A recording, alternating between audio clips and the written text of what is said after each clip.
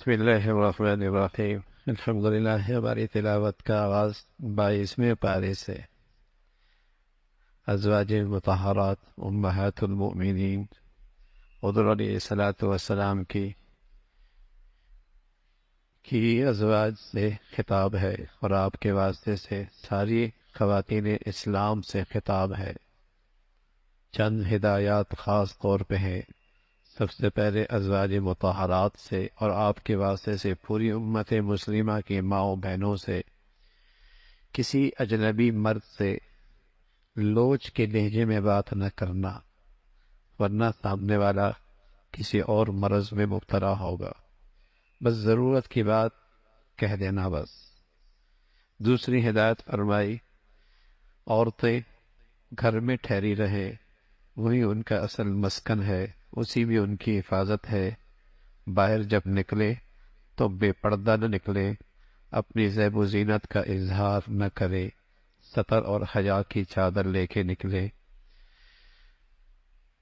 اللہ کی نماز کا اہتمام کرے، زکوٰۃ دے، اللہ اور اللہ کے رسول کی اطاعت کرے، گھروں میں قرآن کی تلاوت، نبی کی احادیث کا تذکرہ کیا کرے۔ یہ ازواج مطہرات سے خطاب ہے، اور پورے خواتین اسلام سے اور امت مسلمہ کی ماں بہنوں سے، آپ ان کے واسطوں سے سبھی کو یہ ہدایات ہیں۔ پھر ان نمایاں خوبیوں کا تذکرہ فرمایا جس سے مسلمان معاشرے میں ایک نمایاں شخصیت اور اس کی پہچان ہوتی ہے: اسلام، ایمان، اللہ کی فرما برداری، سچائی، صبر، اللہ سے ڈرنا، اور امانت اور دیانت، روزوں کا اہتمام، اپنی شرمگاہوں کی حفاظت، اللہ کو یاد کثرت سے کرنا۔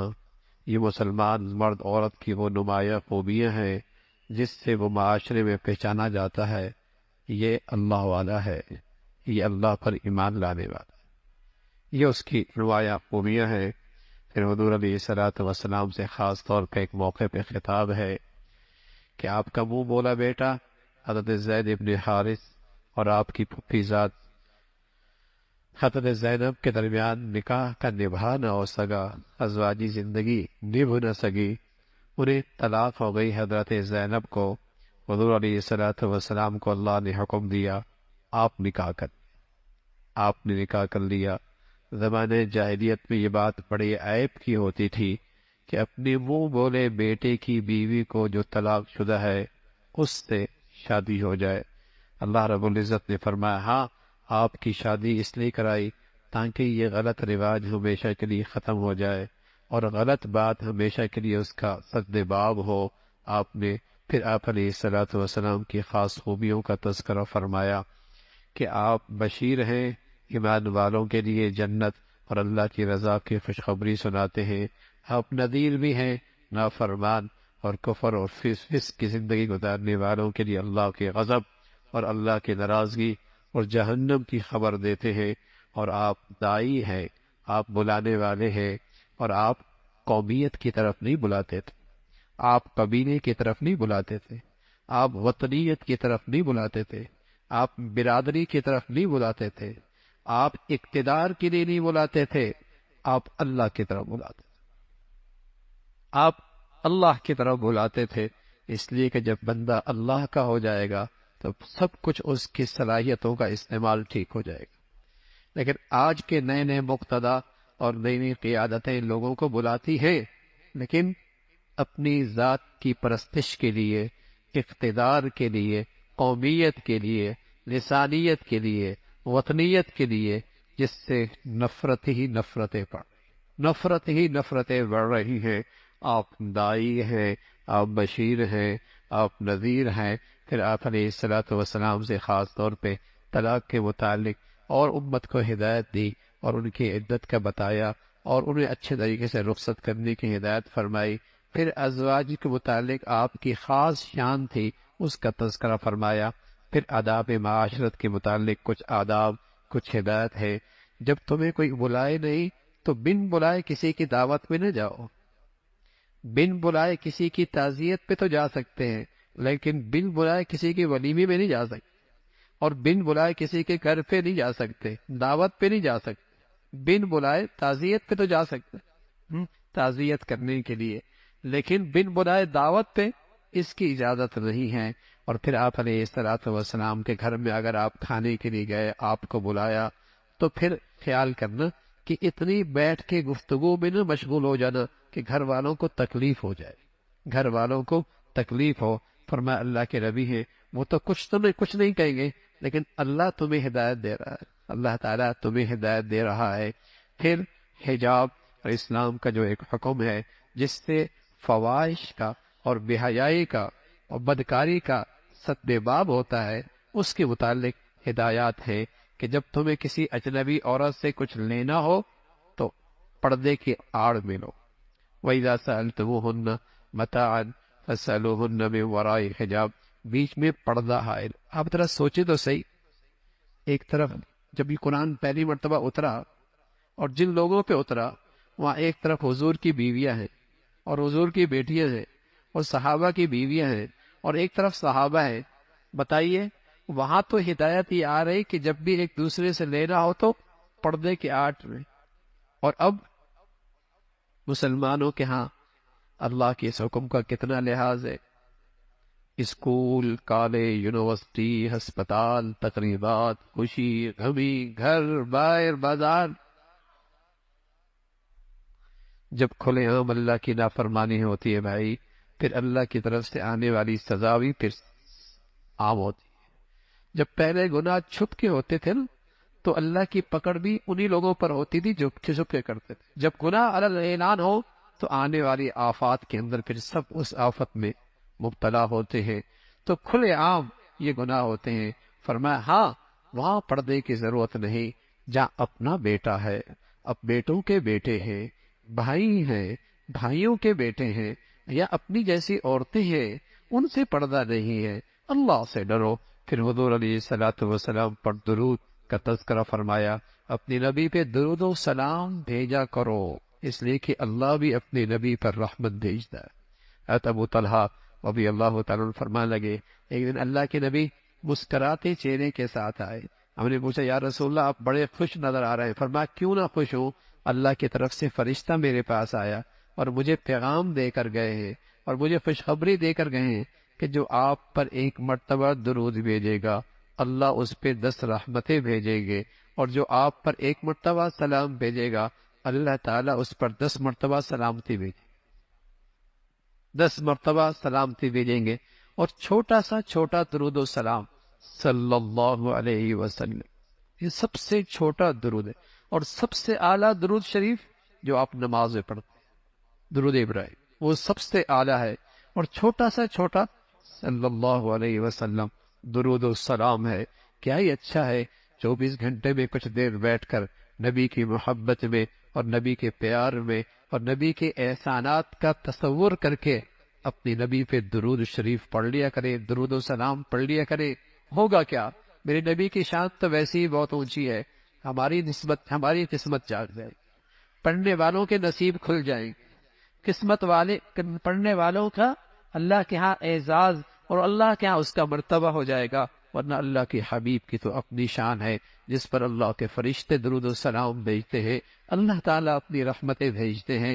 پھر اس کا تذکرہ فرمایا کہ اللہ اور اللہ کے رسول کو ایذا پہنچانا، ایسا شخص اللہ کے عذاب کا مستحق ہے، اور ایمان والوں کو بلا وجہ دکھ پہنچانا اور ایذا پہنچانا حرام ہے، اس کا تذکرہ۔ پھر اللہ کے نبی سے خطاب ہے، یا ایھا النبی قل لازواجک وبناتک ونساء المؤمنین یدنین علیہن من جلابیبہن، اے نبی اپنی بیویوں سے کہہ دے، ازواجک وبناتک اپنی بیٹیوں سے کہہ دے، ونساء المؤمنین اور تمام ایمان والی عورتوں سے کہہ دیں، یدنین علیہن من جلابیبہن جب باہر نکلیں تو اپنی چادر چہرے پہ ڈال۔ کتنا اہتمام ہے قرآن میں۔ اے نبی آپ کہہ دیں اپنی بیوی سے، اپنی بیویوں سے، اپنی بیٹیوں سے، مسلمان عورتوں سے۔ اور اس وقت مسلمانوں کی یہی پہچان ہوتی تھی، جو باندیاں ہوتی تھی وہ پردہ نہیں کرتی تھی، اور جو مسلمان آزاد بچیاں عورتیں بہنیں ہوا کرتی تھی ان کے چہروں پہ پردہ ان کے چہروں پہ پردہ ہوتا تھا. اور سچ ایس کر رہا ہوں، جس معاشرے سے یہ پردہ اور حیا کی دولت چلی گئی وہاں گھر نہیں بسا کرتے، وہاں طلاق ہی طلاق ہوتی ہے، وہاں خلا ہی خلا ہوا کرتا ہے، وہاں گھروں میں بد اعتمادی ہی بد اعتماد ہوتی ہے، وہاں گھر ٹوٹے کرتے ہیں. پھر وہاں گھر نہیں آباد ہوا کرتے، وہاں گھر نہیں بنا کرتے. مغرب کی گندگیاں ہم لیں گے تو مغرب کی طرح ہمارے گھر بھی ڈوبتے ہوئے نظر آئیں گے. وہاں تو ہر دوسری عورت کو طلاق ہے، ہر دوسرا بیٹا حرام کا ہے. لیکن جب وہ گندگیاں ہمارے ہاں آئیں گی اور اپنی نبی کی زندگی چھوڑیں گے پھر رسوائی ہمارا مقدر بنے گی، پھر ذلت اور رسوائی ہم بھی اپنے گھروں میں خاندانوں میں دیکھیں گے. تو یہ حیا کا حکم ہے کہ پردے کا اہتمام ہو، اس کا تذکرہ فرمایا. پھر آخرت کا تذکرہ اور پھر ایمان والوں کو تلقین فرمائی اللہ سے ڈرو، زبان صحیح رکھو. زبان صحیح ہوگی تو سارے اعمال ٹھیک ہونے لگ جائے. زبان سیدھی ہو، سچائی پر ہو، سچی بات ہو، اچھی بات ہو، اس کا تذکرہ فرمایا. پھر اللہ نے مسلمانوں پر ایمان کے اور اسلام کی ذمہ داریاں اور احکامات کی ذمہ داریاں ڈالی، اس لیے کہ اللہ نے انسان کو عقل و شعور دیا، عقل و دانش عطا فرمائی، سوچ اور فکر عطا فرمائی. لیکن اس نے ذمہ داری میں بڑی کوتاہی کی، ذمہ داری میں بڑی کوتاہی کی، اس کا تذکرہ فرمایا. پھر سورہ سبا ہے. سبا قوم سبا ایک قوم کا نام ہے. شروع میں اللہ کی حمد و ثنا ہے، اللہ کی بڑائی ہے، اور ہر چیز زمین سے نکلنے والی، زمین میں جانے والی سب اللہ کے علم میں ہے، سب اللہ کے علم میں ہے. نیکی والوں کے لیے جنت ہے اور نافرمانی والوں کے لیے اللہ کا عذاب ہے. حضرت داؤد علیہ السلام کا تذکرہ ہے. اللہ نے حضرت داؤد کو ایک صنعت دی تھی لوہے کی، وہ آپ کے ہاتھ میں آتا تو نرم ہو جایا کرتا تھا، آپ زرے بنایا کرتے تھے، اور آپ کو اللہ نے آواز بھی خوب دی تھی، ایسی شاندار آواز تھی پرندے بھی رک جایا کرتے تھے آپ کی تسبیح اور آپ کا کلام سننے کے لیے. پہاڑ بھی یوں لگتا تھا آپ کے ساتھ کلام پڑھنے لگے ہیں. ایسی خوبصورت اللہ نے حضرت داؤد کو آواز دی تھی، اس کا تذکرہ فرمایا. پھر حضرت سلیمان علیہ السلام کو اللہ نے غیر معمولی سلطنت دی.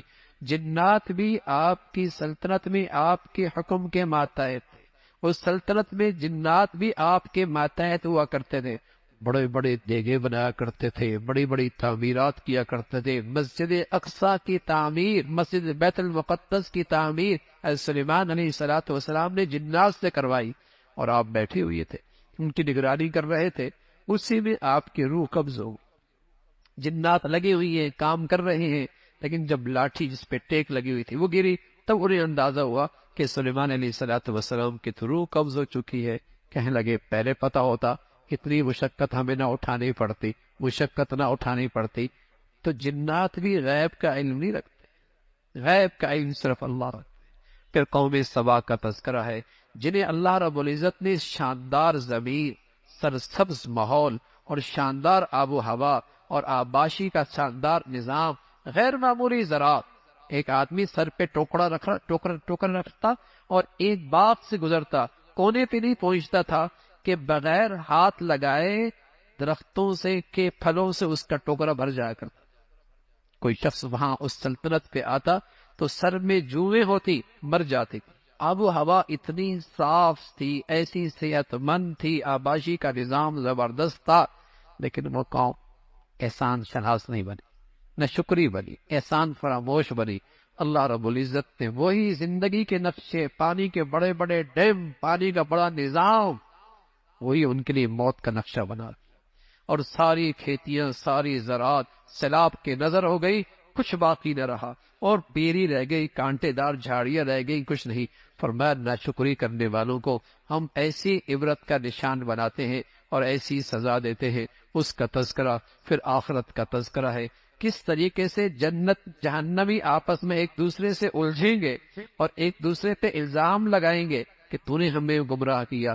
کمزور کہیں گے تم طاقتور تھے، ہم نے تمہاری پیروی کی، تمہاری وجہ سے ہم گمراہ ہوئے. اور جو مقتدا اور پیشوا تھے، جو اس وقت کے لیڈر تھے، وہ پیچھے والوں کو کوسیں گے کہ ہم تمہاری گمراہی کا باعث نہیں ہے. دنیا میں ایک عام غلط فہمی ہوتی ہے کہ دنیاوی لحاظ سے خوشحالی ہو تو وہ سمجھتا ہے شاید اللہ مجھ سے راضی، شاید اللہ مجھ سے راضی، شاید اللہ مجھ سے بہت راضی ہے۔ فرمایا یہی چیز بس اوقات آدمی کو گمراہی کے اندر مبتلا کر دیتی ہے۔ دنیا میں غریب کی غربت بھی اور امیر کی دولت بھی دونوں آزمائش ہیں۔ اللہ یہ دیکھنا چاہتا ہے دولت میں کون شکر گزار بنتا ہے اور غربت میں کون صبر اور اللہ کے فیصلے پہ راضی رہتا ہے۔ نتیجہ کل آئے گا، نتیجہ کل آئے گا، اسی کا تذکرہ فرمایا۔ پھر آپ علیہ الصلوۃ والسلام کی دعوت اور پیغام اکیلے اکیلی بھی اور مجموعے اکٹھے کر کے بھی آپ لوگوں کو اللہ کی طرف بلایا کرتے تھے۔ پھر سورہ فاطر کا تذکرہ ہے۔ اللہ کی تو بڑی مخلوق ہے، فرشتوں جیسی عظیم الشان مخلوق کئی کئی پر ہیں اس کے، اور وہی ذات ہے رحمت کے دروازے کھولے کوئی نہیں بند کر سکتا، بندش کر دے کوئی نہیں کھول سکتا۔ فرمایا آپ کے لوگ تکذیب کرتے ہیں، اس سے پہلے بھی لوگوں پیغمبروں کی تکذیب ہو گئی، لیکن ایک دن سچ ہے، قیامت کا دن آنے والا ہے۔ دنیا کی زندگی تمہیں دھوکے میں نہ ڈالے، شیطان تمہارا دشمن ہے، وہ تو چاہتا ہے کہ جہنم کی اس کی جماعت میں اضافہ ہو، جہنم کی اس جماعت میں اضافہ ہو۔ اللہ کی قدرت دیکھو نا، کیسے ایک نطفے سے انسان کی تخلیق فرماتے ہیں، وہی ذات ہے دوبارہ بھی پیدا فرمائیں گے۔ اے لوگو تم سارے کے سارے اللہ کے محتاج ہو، اور اللہ بے نیاز ذات ہے، وہ کسی کا محتاج نہیں۔ ساری دنیا اکٹھی ہو جائے عبادت پہ آ جائے، اس کی سلطنت اور شان میں اضافہ کوئی نہیں ہونا، اور ساری دنیا ایک نافرمان شخص کی طرح ہو جائے، اس کی شان میں اور اس کی عزت میں فرق کوئی نہیں آنا۔ وہ غنی ذات ہے، تم اللہ کے در کے بھیکاری اور محتاج ہو، اسی کی طرف اپنے آپ کو متوجہ رکھو، رجوع کرو۔ اور فرمایا کل قیامت میں کوئی کسی کا بوجھ نہیں اٹھائے گا، ہر ایک کے نامہ اعمال کا معاملہ اس کے ساتھ ہوگا، اس کا تذکرہ۔ پھر اللہ کی قدرت، اللہ کی طاقت زمین پہ پھیلی ہوئی ہے۔ فرمایا جس کو جتنی اللہ کی معرفت ہوتی ہے، ہونا کیا چاہیے، وہ اتنا ہی زیادہ اللہ سے ڈرنے والا ہو، اللہ سے ڈرنے والا ہو، اور اس کے اندر خوف خدا ہو، اس کا تذکرہ فرمایا۔ پھر اس امت میں مختلف طبقات ہوتے، کچھ گناہگار ہوتے، کچھ نیکیاں اور بدیاں دونوں ساتھ کرتے ہیں، اور کچھ ایسے ہیں جو نیکیوں میں بہت سبقت کرنے والے ہیں۔ اگر گناہوں کے ساتھ ایمان موجود ہے تب بھی ایک نہ ایک دن جنت میں جائے گا، لیکن وہ لوگ جو نیکیوں سے پاک زندگی گزارتے ہیں ان کے لیے جنت میں ہیں، اور جنت میں جب داخل ہوں گے تو کہیں گے اے اللہ تیرا شکر، اے اللہ تیرا شکر ہے کہ دنیا کے سارے غم ختم ہوئے اور تیرا وعدہ سچا ہے جنت میں۔ لیکن جو جہنم میں جائیں گے چیخیں گے، چلائیں گے اور کہیں گے اے اللہ واپس بھیج، نیک بن جائیں گے، واپس بھیج، نیک بن جائیں گے۔ اللہ میاں فرمائیں گے کیا میں نے اتنی عمر نہیں دی تھی؟ اگر نیک بننا چاہتے تو نیک بن سکتے تھے، اور تمہیں بتانے والے بھی آئے تھے، نبی آئے تھے، اور نبی کے نائبین بھی آئے تھے، نبی کے وارثین بھی آئے تھے، تمہیں بتانے والے بھی آئے تھے، اگر تم چاہتے تو نیک بن سکتے تھے۔ سبحان اللہ، جو منظر کل پیش آئے گا، آج اللہ نے بتا دیا، یہ اللہ کی رحمت ہے۔ کل جو صورتحال پیش آنے والی ہے، آج اللہ نے اس کا نقشہ بتا دیا، یہ اللہ کا خاص فضل ہے۔ ہے کوئی سبق لینے والا، ہے کوئی عبرت پکڑنے والا، ہے کوئی اپنی زندگی میں بدلنے والا؟ فرمایا وہاں لوگ چیخیں گے، چلائیں گے، اے اللہ واپس بھیج دے، نیک بن جائیں گے۔ اب وہ زندگی نہیں جو اب گزار کے آئے، اس سے اچھی زندگی گزاریں گے۔ اللہ کریم فرمائیں گے اولم نعمرکم ما یتذکر، کیا ہم نے اتنی عمر نہیں دی تھی کہ چاہتے تو تم نیک بن سکتے تھے؟ اور تمہارے پاس ڈرانے والے، سمجھانے والے بھی آئے، ایک تو نبی آئے، نبی کے پیروکار آئے، نبی کے نائبین آئے، اور پھر ڈرانے کی اور بھی تو بہت ساری شکلیں ہیں۔ تمہارے ابا تمہارے گھر سے نہیں چلے گئے، اور تمہارے دادا اور نانا نہیں چلے گئے، اور تمہارے گھر کے کتنے لوگ کندھوں پہ اٹھا کے دنیا انہیں قبرستان نہیں چھوڑ کے آئی، لیکن تمہیں خیال نہ آیا، تمہیں ہوش نہیں آیا کہ یہ جانا میں نے بھی ہے، یہ شفٹنگ میں نے بھی کرنی ہے۔ تو اللہ رب العزت نے اس منظر کا ذکر فرمایا کہ نیکی اور بدی کا اللہ کے ہاں وہ بدلہ اور انعام اور سزا بھی ہے۔ فرمایا زمین پہ چل پھر کے دیکھو تو صحیح نافرمانوں کا انجام اور ان کے ساتھ حشر کیا ہوا۔ فرمایا اللہ رب العزت مہلت دیتے ہیں، اللہ تعالی مہلت دیتے ہیں۔ اگر ہر بدعمال کو اس کی بدعمالی پر فوراً پکڑے تو زمین پہ چلنے پھرنے والا کوئی نہیں ملتا۔ اگر ہر نافرمانی پر اللہ کی طرف سے فوراً پکڑ آتی تو زمین پہ چلتے پھرتا کوئی نہیں ملتا۔ یہ تو اللہ کی کرم ہے بھائی، ماہو سال اس کی نافرمانیاں کرتے ہیں، پھر بھی دسترخوان نعمتوں سے بھرا ملتا ہے۔ شام نافرمانیوں سے گزرتی ہے، صبح دسترخوان نعمتوں سے بھرا ملتا ہے۔ صبح سے لے کر شام تک نافرمانیاں کرتے ہیں، رات پھر دسترخوان نعمتوں سے بھرا ملتا ہے۔